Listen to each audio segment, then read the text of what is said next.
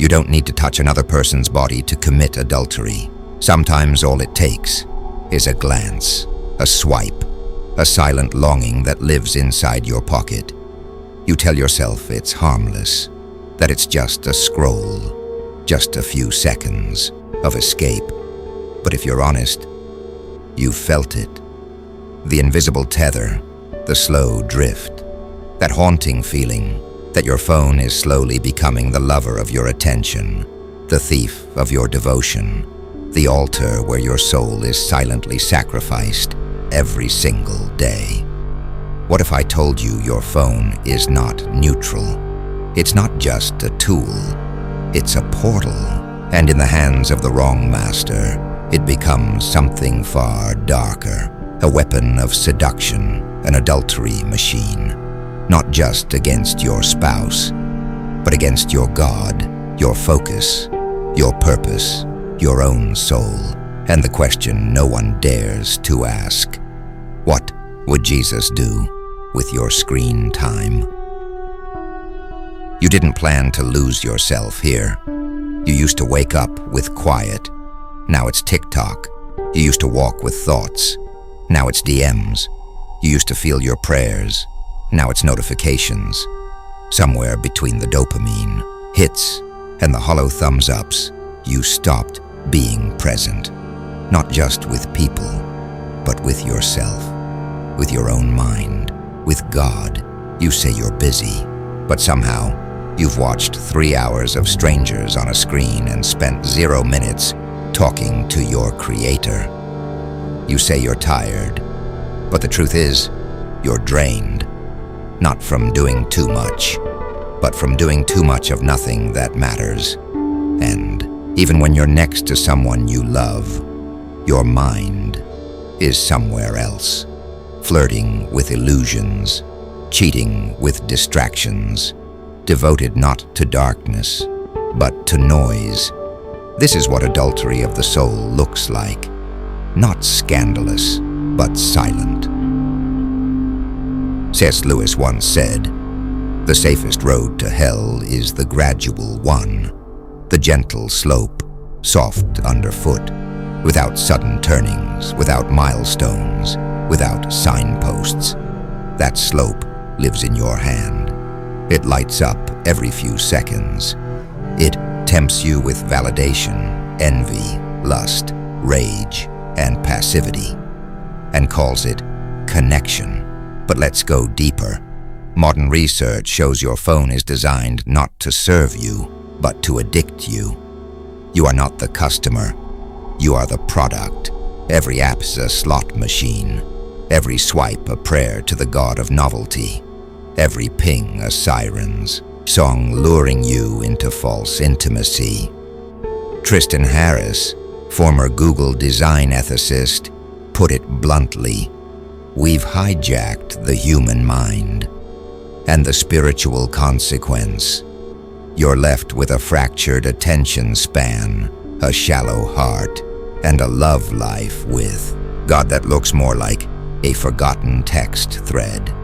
If something in this message stirs you, if a part of you whispers, this is me, you're not alone. This is why these words exist.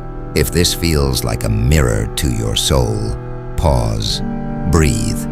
You can heal this, and if this voice resonates with something sacred inside you, share it, comment, subscribe, not just to this channel, but to the version of you who still believes you were made for more than noise.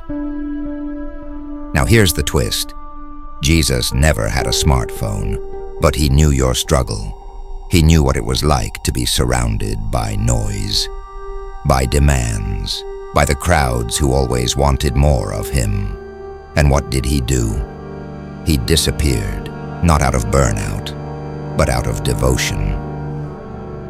Very early in the morning, while it was still dark, Jesus got up, left the house, and went off to a solitary place where he prayed. Mark 1:35. Jesus ghosted the world to be with the Father. He didn't scroll. He didn't numb. He withdrew. return whole. The world screamed for him, but heaven whispered, and he chose the whisper. So, what would he do with your phone? Would not smash it. He would not shame you. He would simply invite you away to something far more intimate than your endless feed. Try this for one morning. Before you touch your phone, touch your soul. Read one verse. Breathe one real breath. Pray one honest prayer. Not a perfect one, just an honest one. Sit in the presence of silence for 5 minutes. Let it cleanse you. Let it show you what's underneath all that scrolling. And maybe, just maybe, you'll begin to feel again. That itch to be entertained might slowly turn into a longing for peace. That craving for likes might dissolve into a hunger for love. That addiction to distraction might fade into attention. This is not some life hack. It's not productivity advice. It's not about being a better you. It's about coming home. Home to your spirit. Home to the place where your mind can rest.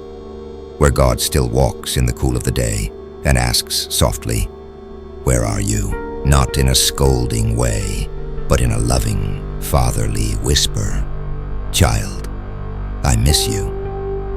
We live in a world where everything is watching, but nothing is truly seeing, where we are exposed, but not known, connected, but not held, scrolling past hundreds of lives, while slowly abandoning our own, and it's not your fault entirely. Big tech engineered it this way. They studied your brain. They mapped your dopamine.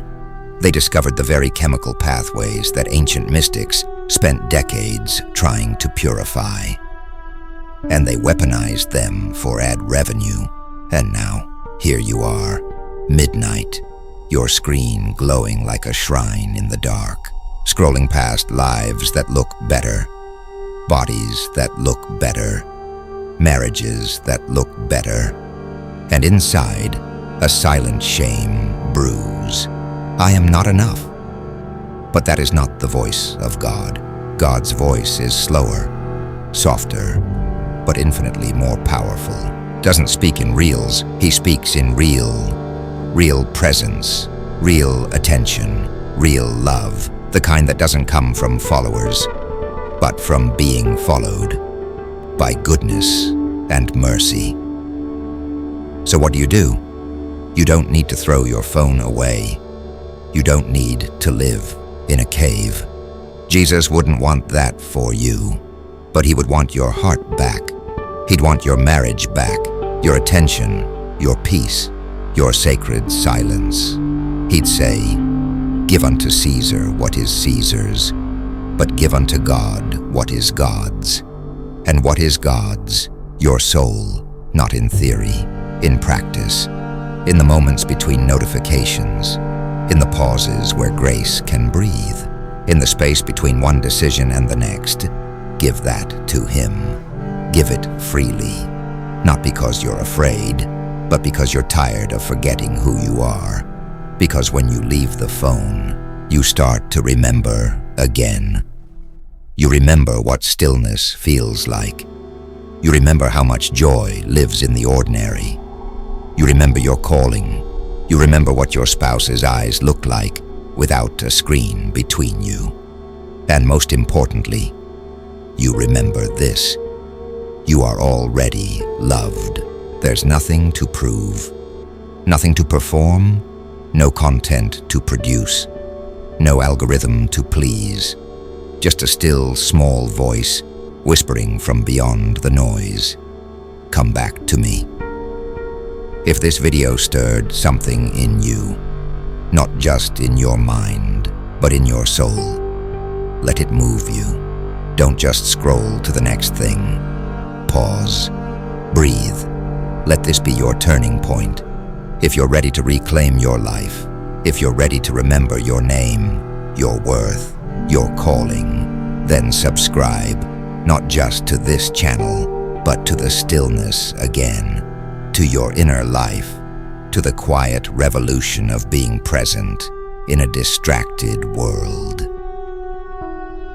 Leave a comment with the one word you're reclaiming today. Attention, peace, devotion, presence, whatever it is. Speak it into being and share this with someone who's drowning in distraction, someone who forgot how sacred they are. Because if Jesus were holding your phone, he wouldn't be judging you. He'd be scrolling through all your pain and still choosing you again and again and again until you remember what he never forgot. You are not made for pixels. You are made for presence.